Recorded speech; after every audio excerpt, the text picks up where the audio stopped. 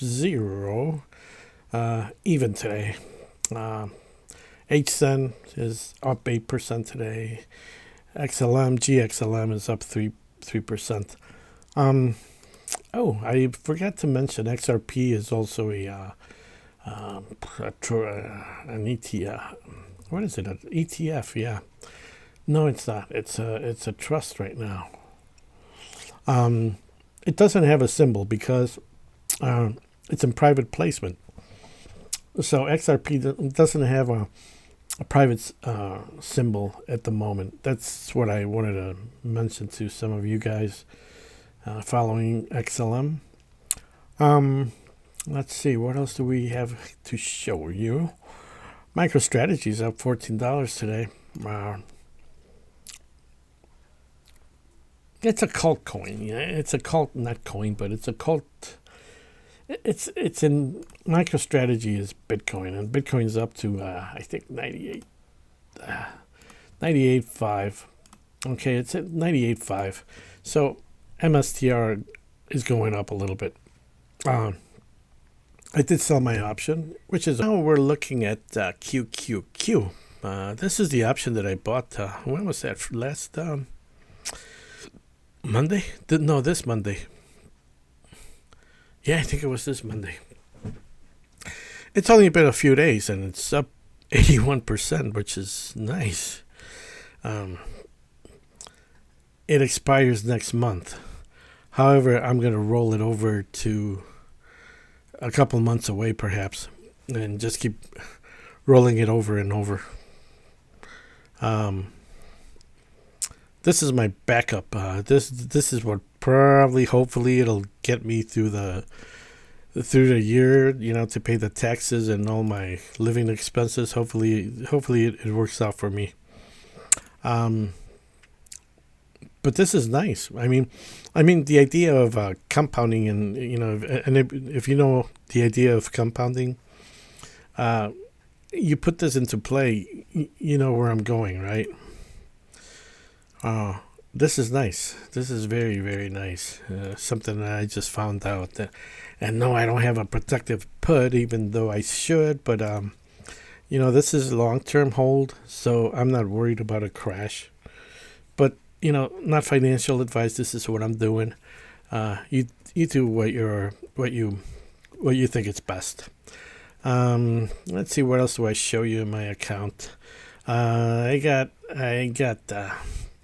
wanted to tell you, I got two more things. Let's see. Oh, DigiBytes. I wanted to tell you about DGB and what it was. And I used to mine DigiBytes a long time ago, and I couldn't remember what algorithm they used. But look at this, guys. This is okay. In the last day, it's up 5%. It's up today. Maybe because I mentioned it. That would be something. An influencer comes through. There's a lot of fans of DigiBytes, and I do have just a little bit. A couple $100, but. This could really, look at this. It was up to it's not like $100 million or so. It was up to 15 cents. And now it's down to 0.08 for no reason. It's just, these coins, they come and go. They're famous one day, another, but they tend to come back. They tend to come back when you got a big market coming. They come in and pretty much take over. Look at this. In 2015, it was 0.00005378, and then it kicked into gear. This is when people used to mine. That was the first go.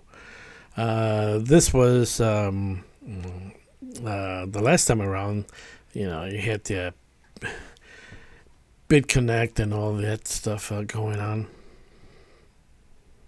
Was it BitConnect? Yeah. You had BitConnect and all this craziness. And it brought a lot of attention. Then John McAfee died around here, and some people were jailed. Biden's CEO got jailed. You know, governments hate. I was talking about mining, that I used to do some mining, and the story was, I remember that it was the miners, the Bitcoin miners. They were the ones who, along with Bitmain. Bitmain was the maker of these machines, these ASIC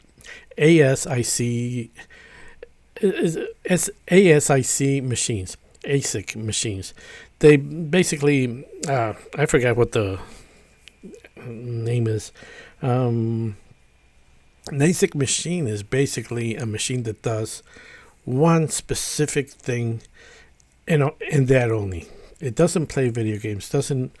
It doesn't play music. It doesn't do word processing. It doesn't communicate. The only thing that it does, it communicates, and it tries to solve and figure out a complex mathematical formula. Basically, it's just to secure the network.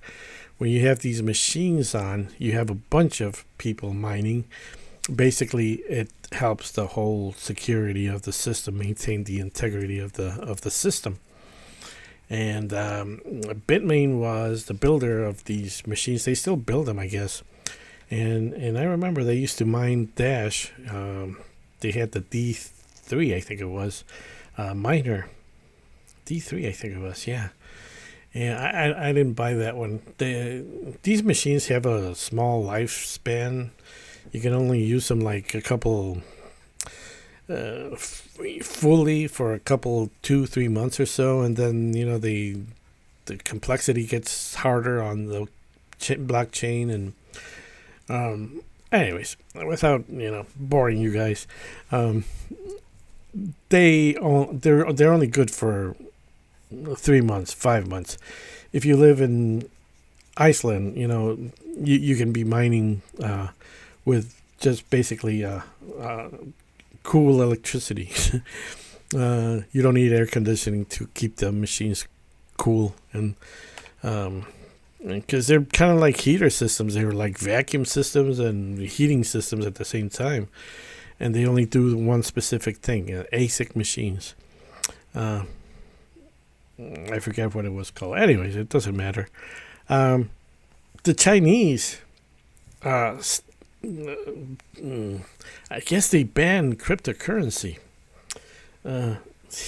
These governments are so stupid. Instead of taking advantage of the situation, it's like here in this. I don't want to say where I live, but yet, sooner or later I probably will. One of these days I will.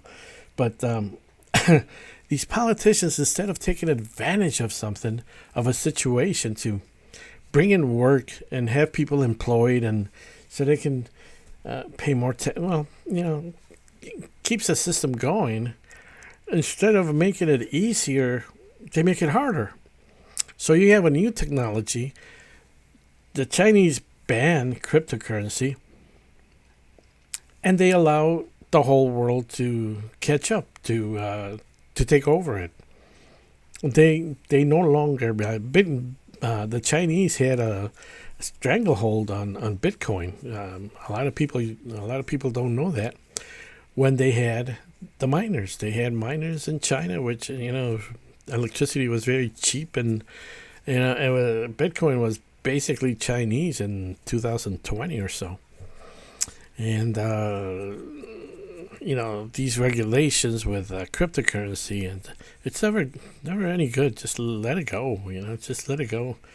Other than we all know that theft. There are laws for theft, embezzlement, and all these things. If you embezzle and you steal, okay, you got to pay the price, right? But don't start regulating. Don't micro-regulate something, because then you're going to get... The crooks are always going to find a way to steal. So in China, they probably thought that they were going to lose their power over the people, and and a decision like that would probably have spar a lot of continual their economy growth. They like to cut growth, even though they let capitalism sort of run side by side over there, but they have that mentality, that ideology of control, and they think the same thing here in Congress. It's like our congressmen, they love to control. They love to think that they are God's answer to how people should be living, and they're not for the most part. Especially in the past. Right. Hopefully things change quite a bit, but anyways, that's besides the point. But yeah, the Chinese used to have a stranglehold. Not anymore. So basically, I never was a fan of Bitcoin. I was a fan of cryptocurrency. I never held a lot of Bitcoin. If I had $1,000 in Bitcoin, I would change it over to something else right away. I was not a fan of Bitcoin because it was not really decentralized. Sort of like XRP, it's not really decentralized. It's kind of controlled by a company. So now Bitcoin is. Now everybody has the governance of it. It's spread out throughout the world, so it's a little bit different. DigiByte. What I was talking about DigiByte was that they